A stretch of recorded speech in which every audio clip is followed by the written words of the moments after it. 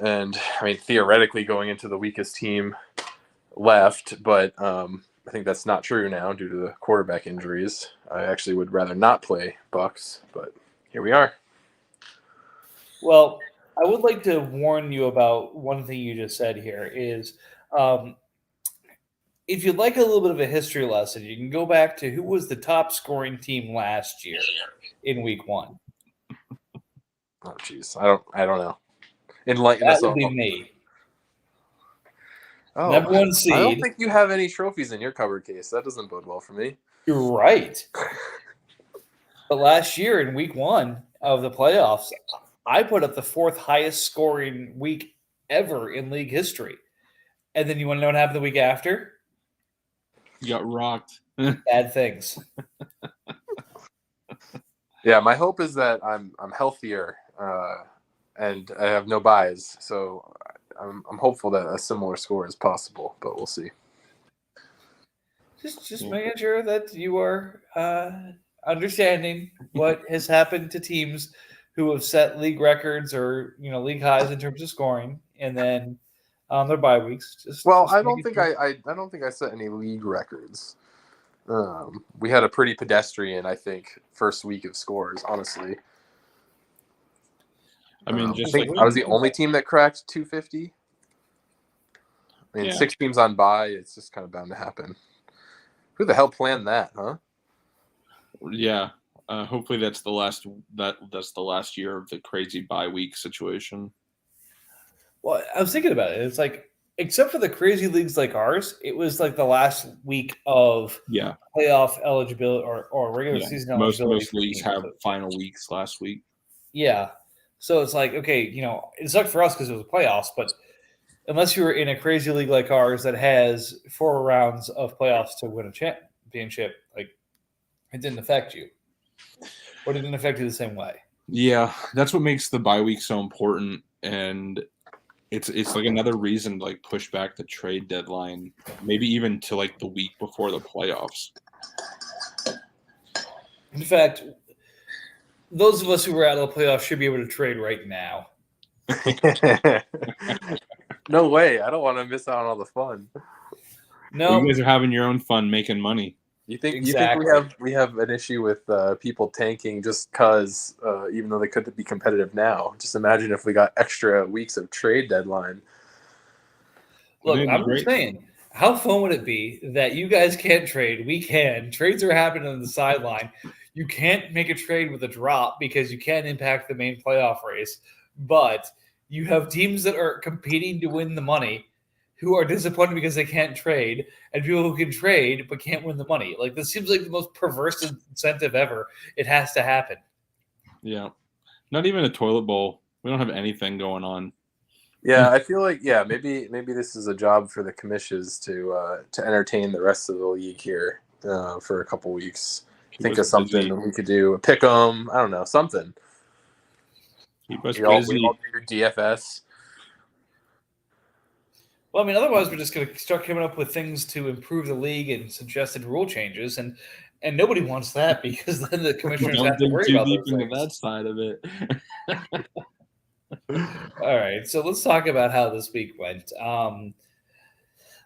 Pretty much to plan in terms of a seeding perspective, there is a little bit of outstanding, I'll call it tension with one of the AFC matchups. Pretty much everything else was pretty cut and dry. Browns beat the Chargers by 60. Again, not exactly a good week to be the Chargers, but, that was kind of happening in the back end of the year this year. As mentioned, Dolphins and Ravens separated by about 4 points. Hey, we'll see what things look like tomorrow. We could have the Ravens moving on and the Dolphins not, but as it stands right now, the Dolphins move on by 4. Titans successfully scored under 150 points after making the playoffs, so good for you. So the Bengals get to limp through. Jeremy is continuing to show that quarterbacks really don't mean shit, especially if their running back's playing quarterback. So beats the Commanders by 20, much appreciated. Rams dropping their game to the Buccaneers by 50 as well. And then last but not least, well, probably least, I lose by 20 to the Falcons. After spending last week saying the potential of our matchup was to be in the 500s, maybe even approaching the 600s, we couldn't even scratch 480. So I apologize for overhyping the matchup. We had the potential to do it, but someone forgot to kick Amari Cooper and a couple others on my team to wake them up to actually score some points. And Kyler Murray forgot that his knee wasn't supposed to bend that way. Yeah, blowouts galore in week 1. I'm very fond of having at least one matchup to like wait and see. If the Dolphins and Ravens game does get switched, does that change seedings? Yeah. So let me think here. So the Dolphins were the 3 seed. Yes. So that wouldn't change anything. No, the Ravens would be the lowest seed, and they would play the Chiefs, and the Bengals would play the Browns. Okay. So it would change everything. So once again, of course, Bill is rooting for chaos. Always. He doesn't want chaos. There's nothing else for me to root for. Well, you just root for the Broncos Alumni Association over here in New York. Yeah, I'm rooting for the Vikings alumni, which the nice thing is, since I've traded half the league, or half the league's been on my team, everyone's a Vikings alumni. All right. Oh, man. No, so let's talk about the matchup here of somebody who's actually in the playoffs and on the podcast. I mean, Brandon, good for you. So, Josh Allen took a little bit of a heat this week, saying offense a little bit subpar. What do you think about that? You think that's going to be enough bulletin board material for Josh Allen to wake up, kick the receivers, and decide to score some points? I mean, they got Cole Beasley back in the building, so oh my god, game changer. That is the game changer of all game changers, right there. I mean, he's playing hurt. He's playing with this elbow injury that like could require surgery in the offseason. So like, I'm not surprised that things are a little slowing down for their offense. They've also had a pretty they're playing good defenses. This week. Yep, and the Dolphins are this week, and their defense, it would be terrifying on Madden, even if they're not as scary in real life. They have some ballers. So we'll see. I mean, would I like Josh to be going for 40 like he had been doing in the beginning of the season? Absolutely, but hopefully it's not required. Well, I mean, you could have Josh going for 40. You could also have what Keenan Allen and Josh and Justin Herbert are putting up, but that's not an attractive combination. So I understand not wanting that. Although, yeah, but the opportunity cost there too. I think Zeke was involved, so I wouldn't have had Judy, and yeah, there's a lot of. Was there? Because yeah, KJ Hamler was the other person involved. I'm pretty sure KJ Hamler was not a critical piece in getting Judy. No. One of them did involve Zeke. Anyways, I couldn't foresee a Josh Allen elbow injury. But yeah, we'll see. I still think I think Josh Allen is the premier fantasy quarterback. Just what he's going to do on the ground anyways, the weapons he has, and a really good defense that just going to keep getting them the ball back. I don't think I'd pick anyone else as my quarterback. So, all right. Well, congratulations for talking yourself into it. Let's go to the other side of the NFC. Yeah. You know what? I'm out of the playoffs now, so Polite Mike is gone. We're gonna have a couple weeks of fun here. Speaking of quarterbacks, this other matchup really doesn't believe in them, and I'm really sad I can't bid on players anymore because I think Colt McCoy will look great in purple. But that said, we'll see where he ends up in about an hour. I can tell you where he's going to end up. What's that? So I can tell you where he's going to end up. He's going to end up in Kansas City because it's going to be Goose. There's only one team with enough cap space that worth more cap space than every other team in the playoffs right now. The Browns. No. Me. Yeah. I mean, you do you. I feel like that's a waste of money when you can put it on Cole Beasley. No, you take that, especially if it means you deny a potential NFC Championship competitor for that player. By all quarterback. means, Absolutely. it's a must do. So, sorry, Brett.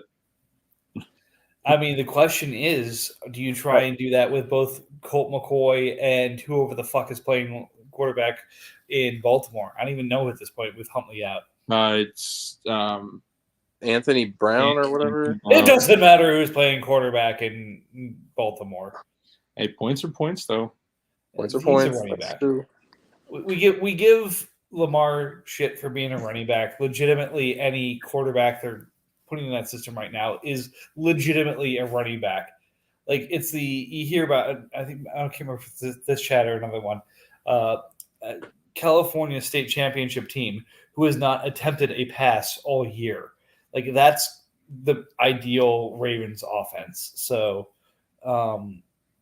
yeah, rocking up those rushing yards. I mean, I think it's likely Lamar could play this week, which might be the X factor for Jared. I'm pretty sure it's going to be Huntley. Really? Yeah. I thought Huntley was going to be out. Yeah, I know it's early, but it's like a concussion. It's not that big of a deal. I mean, Russ might be out. I mean, every concussion. Russell got knocked unconscious. He didn't just get a concussion. He got like fucking laid out. Russ was basically on the sideline going, Broncos country, let's ride. Seahawks country, let's ride. So he's had a concussion since March. I see. We now understand what everything that's happened with him. Now we know, yeah. All right, man. So Packers don't need a quarterback. Falcons don't need a quarterback. Well, that's the thing. I think what is it? Ripken. He's a free agent as well. Yeah. Packers doesn't need a quarterback if Lamar plays, and Falcons does because Baker is clearly going to start over John Wolford. They already said Baker starting. Yeah. So that'll be fun. Ripken's a free agent. Colt's a free agent, and then whatever running back is playing quarterback in Baltimore is potentially a free agent. So fun and games all around. Otherwise, I mean, look, both these teams are not exactly at their full strength at the moment. I don't think this is the team that's going to knock Brett off unless Lamar plays.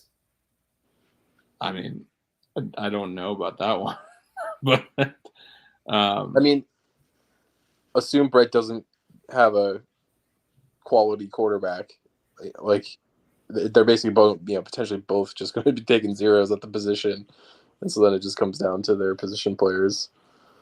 Well, that's what I mean. With Kupp out, with Chubb struggling, and no quarterbacks, like that puts the ball very, very much in Brett's favor. But we'll see. What were you talking about with Chubb? Chubb's been disappointing. Chubb's not there anymore. He's not. Oh, he's not? A Charger. Yeah. So he's got Henry and Devontae Adams. Oh, that's right. Yeah. And Kelsey? Henry, Miles Sanders, Jamal Williams. So he's got the touchdown king and the former touchdown king. Yeah. Well, I was going to say, is this the week? No. Henry played the Jags last week. So yeah. They got the Chargers this week. Another infamously poor run defense. I don't know, man. I mean, I think that if Brett does not get a quarterback and like doesn't figure it out at all, even Mason Rudolph, under the idea that he might actually play, I mean, Jeremy won his game without a quarterback last week, like handily. Like, I don't know what to make of it, but but I think he had a number of players pop. I mean, Sanders, Henry, and Adams, I think all had multiple touchdowns. Like, he had some pop. I think it's going to be a really good game, kind of regardless. Let's also not forget, I think the Browns need a quarterback. So I don't think they have a backup on their roster outside of Russ. I don't know. I'll check that out. But I think it would be fun to just have a quarterback-free matchup in the semifinals. Browns country. Let's ride. Oh, he's got Andy Dalton. Okay, he's got Dalton. Okay. Sorry, Browns. Didn't mean to freak you out. You do have a backup. Option. Let's ride. These are definitely the this is definitely the most fun matchup we're going to get this week, I think. Like, just from a general, like, what could be. Like, we'll know in about an hour how it'll shake out more so. But, yeah, like, this just looks like so much fun just on paper. I'm going to disagree because I'm really looking forward to the Goose and Chris matchup. Because if it stands. Well, I think it will. The Co-Commish Bowl. The current Co-Commish versus the former Co-Commish. Again, I'm looking forward to it because there's no way this happens and there isn't some sort of sniping in chat or, passive aggressive bullshit or other stuff that kind of pops up. And sometimes, that's just beautiful content to have. Oh, man. If only, one or both of them would actually make an appearance on the pod. No, they hate fun. So that is what it is. We can't fix that. Yeah. No, I agree. I think it's an exciting matchup. Two pretty deep teams. It'll be interesting. I mean, I guess I think Hurts has a good enough matchup. I think the Dolphins have a good enough matchup. I think it's going to end up being Dolphins and Chiefs moving on in the AFC. I think we've got a Giants versus Falcons showdown in the NFC. And everyone, hold on to your tits because we were 1 week again closer to a three-peat if nobody can step up and take down the Falcons. I mean, I guess my question is based at least for this matchup is, who are you more afraid of next week, Brandon? Who would you rather not see? I mean, it's hard. I mean, I guess we'll see like what the quarterback situation ends up looking like, right? But like Packers theoretically could have Lamar next week, and Falcons might have Ripken or Colt McCoy. So like if you were to kind of consider their overall rosters pretty even, I think Packers would be more scary. There's also the poetic nature of me losing to Lamar in the playoffs after I foolishly traded him while sleep deprived with a newborn at home. So, I mean, I think I'd rather see Falcons, but it's like neither of them is. I mean, it's not like one of them is going to be an easier matchup in any way. Well, I mean, let me look at this here.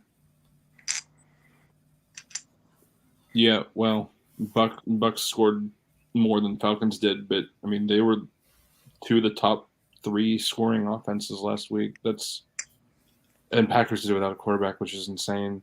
But again, that's just fluke weeks. Like, that can happen anytime. Yeah. But yeah, I mean, I feel like the 4 teams in the NFC that are left were the strongest throughout the year, and not intentionally. I feel like the Panthers should definitely be in the Buccaneers spot, but he decided to give up for whatever reason. I don't know what happened there, but I feel like this should be the Panthers in the Bucs spot. If you look at the Bucs points throughout, he was scoring high all year. I think his team doesn't look as sexy on paper to some, but I mean, he was a very high scorer all season. Mm-hmm. Yeah, definitely. I'm just speaking generally, but yeah. Anyway, all right, Mike. No, okay. This is unfortunately the content we have in the playoffs. Yeah. High-level conversations around matchups and things like this, where every team's trying to hang on for dear life between injuries or otherwise until the trades come back. So I think each of these weeks is going to lead with 2 things. One, a breakdown of the previous matchups and kind of projections for the next week. But more importantly, the things that the commissioners can be doing to keep us better entertained.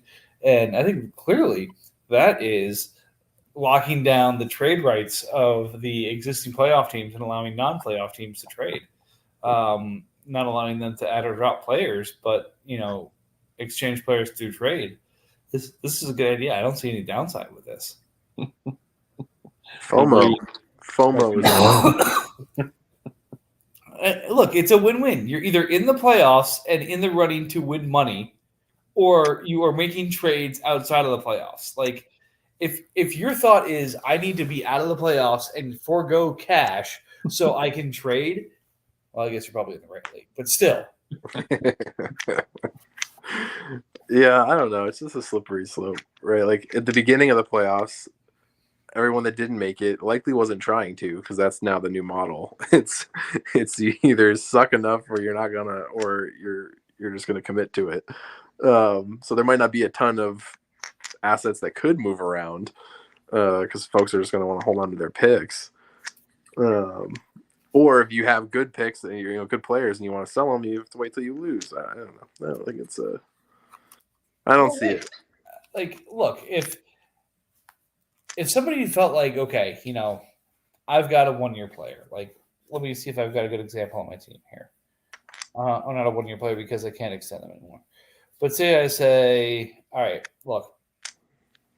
You got tags, dude. Yeah. I added Robert Quinn just because I can throw a tag on that boy.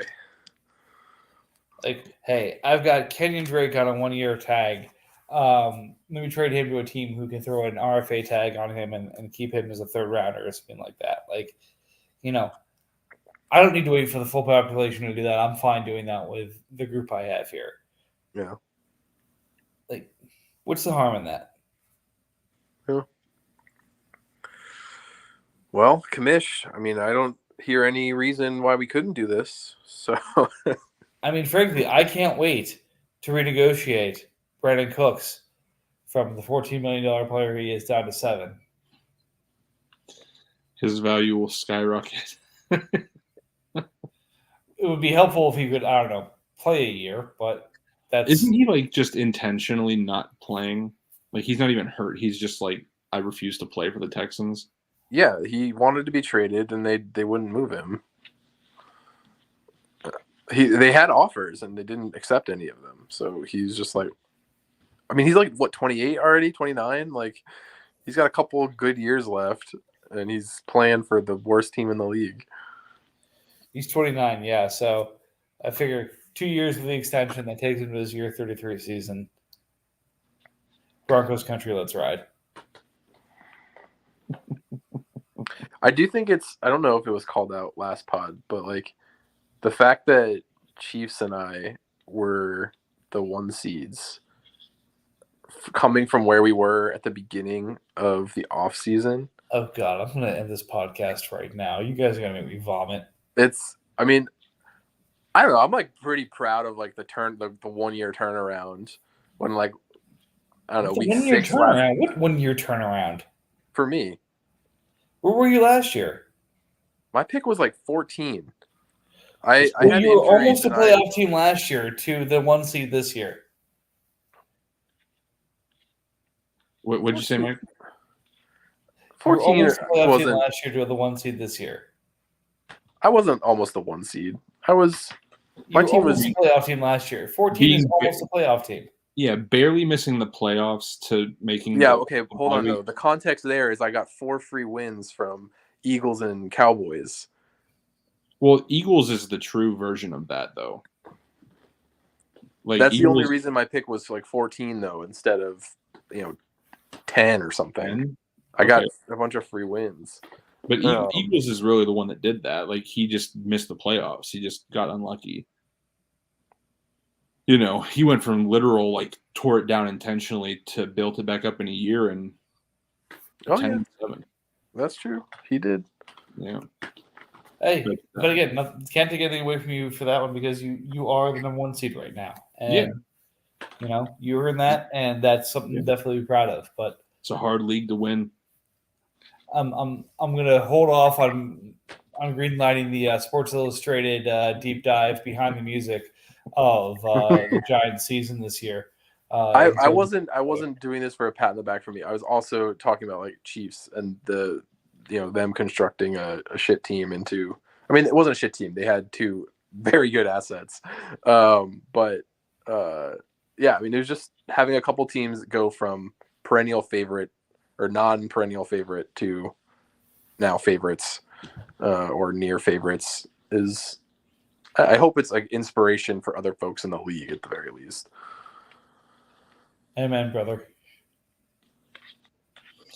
So do we want to move on to the AFC? Yeah, we talked about the AFC already, I feel like. We didn't really talk about Miami. All right, so let's talk about look, I feel like the Miami's going to win that matchup just because of the consistency of Hurts, and all you need is a little bit of something to get through what you need to get through there. So the fact that Russ isn't cooking and isn't even there to cook and Hurts consistency, this is a massive uphill battle for the Browns. I agree, but I do like the Miami roster, but like the Browns are also pretty deep, and like if they just like actually get someone to pop, it's not. Well, I mean, we got to see what they add. I mean, they have Andy Dalton, I guess. They have a quarterback who can put up points. Dobbins is back healthy, which is helpful. Dobbins is back, but like if they don't have Lamar, like how effective will he really be? I mean, they didn't have Lamar last week, and he went off for like the 25 points or something like that, 18. He's very good. He's just still hurting, clearly. Yeah. No, I don't know. I think that this is really like kind of a Terry McLaurin and CeeDee Lamb versus Saquon and DeAndre Hopkins type of matchup. Like quarterbacks are what they are. That's just gonna. If Jalen plays like he has been, it's over. But I mean, offensively, they both have one running back. I mean, depending on what Singletary does, which is hit and miss, but yeah, it's the Dolphins, and when they played in Week 3, he had 22 points. So that might be quite a factor here as well. But I don't know. I like the Dolphins here. I don't know what their weak spot is. What tight end? But I'm a little worried about Saquon. I mean, just as a Giants fan, having watched him a shit ton, like he's been horribly inefficient for like 6 or 7 weeks. Yeah, so like he might get you 10 points, 15 points, but if he's not falling into the end zone, like it's not going to be a big pop at the position that you kind of hope for. I mean, but he's still Saquon. Yeah. And, but they're also going against a really good defensive line in the Commanders. Like, I'm not confident that he's going to be. I mean, I'd love if he pops and just runs all over them, but I have doubts. I mean, I look at it like this. At least they have running backs, unlike the Bengals and the Chiefs, who neither team have running backs this week because they're all hurt or just actual backups. Nobody needs running backs. Those are overrated. It's literally like the playoffs of just like attrition. Like who can be the team that has the most viable players remaining. Like last week was like the death for so many fantasy teams with all the injuries. And man, not one of these teams has nothing going on. Like everybody's hurt. It's gonna be a lot of fun.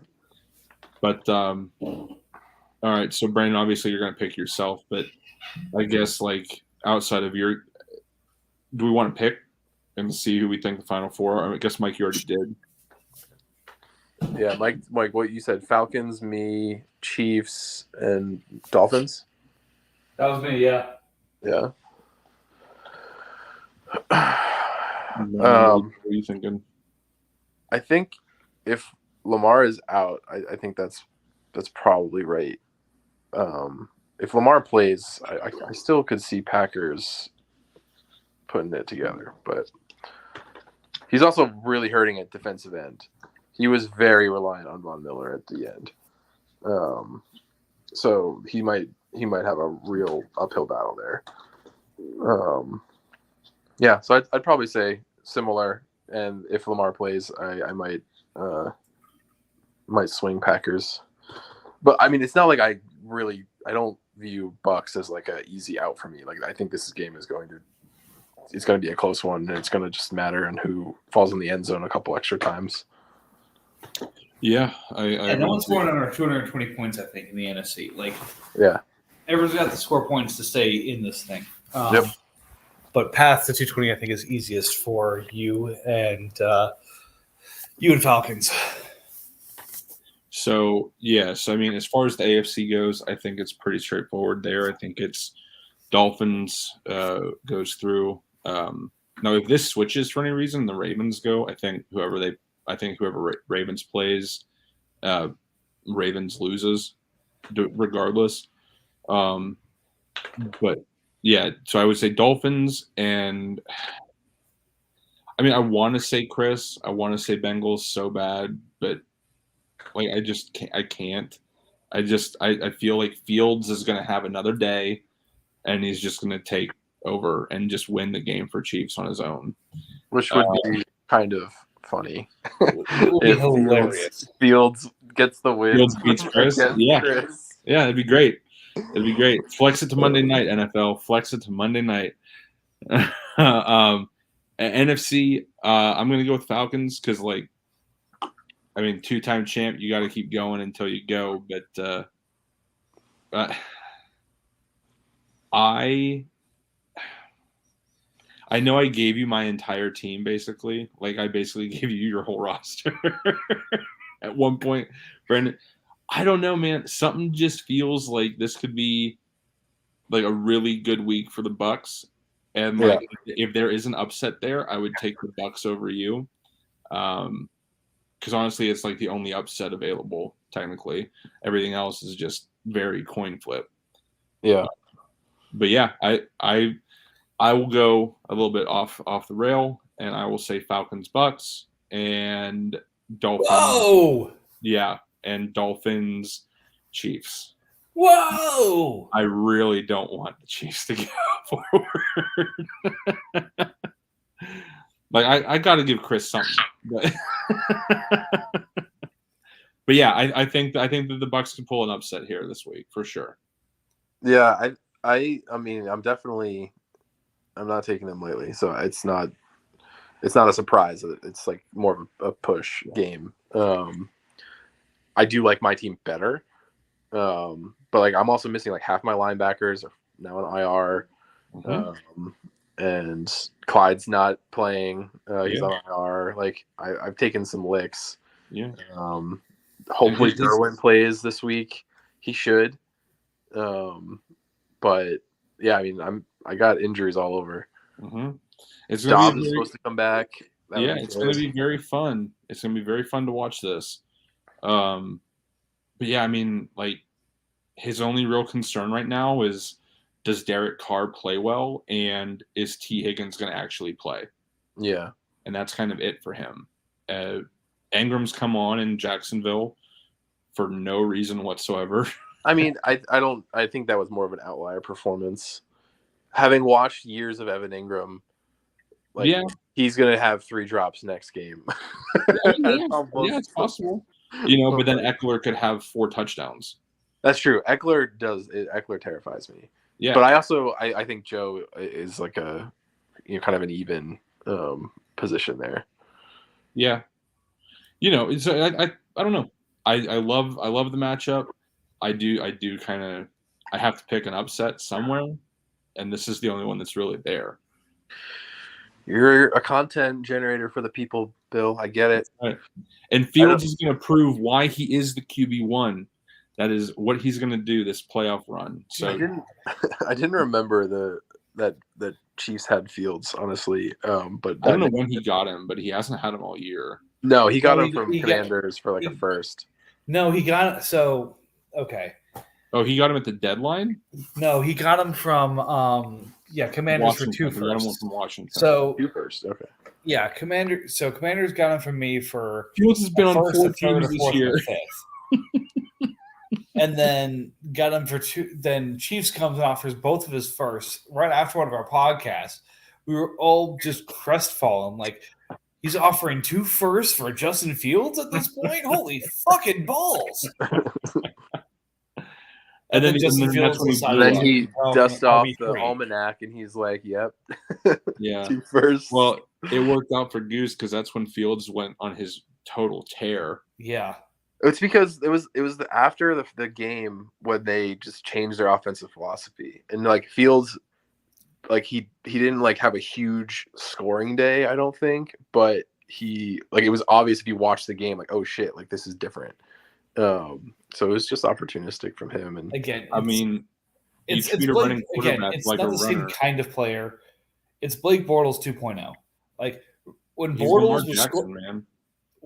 Again, a completely different type of player. Fields is putting up a shitload of points in losing efforts in a format that is not going to win games for the Bears. So that's where I'm making the comparison. Bortles put up a shitload of points for the Jags in a way that wasn't going to win games for him and eventually get him replaced. Fields is not going to be the long-term answer at quarterback for the Bears unless they change their offense from what they have right now. This is just purely he's putting up points, he's putting fans in the seats. Everyone would be happy about it. Yeah, I mean, they're going to be a really interesting team to watch during the draft. I mean, wouldn't it be just so interesting to just see them actually put a real team around him, though? Get him an offensive line. I mean, they traded for Claypool. Hey, look, they could also just decide that they want to upgrade a quarterback and go get CJ Stroud. He's not better than Fields. The Giants would murder to have Claypool, Mooney, and Cole Kmet as offensive weapons. we would commit murder for those weapons right now. He just doesn't have an O-line, but like he's got some folks to throw to. We shall see. We shall see. I have a feeling that the Bears, outside of Mooney, the Bears are not going to look the same next year. Well, that's going to be a fun thing for us to look at this offseason. So, any final thoughts on what the playoffs looking like this week? No, I mean, I'm disappointed that we didn't get an AFC North versus the Chiefs, but generally speaking, I don't really see a way that the Chiefs doesn't move on this week. All right. Well, best of luck to you, Brandon, as the team is still in the playoffs here, and best of luck to everyone else who's in the postseason. We'll continue to keep this rolling through the playoffs, and then once things have been decided, we'll get things back going here again to get ready for the new season. So thanks all for joining. Hope you enjoyed, and we'll talk to you soon. Talk soon. Good luck, everyone.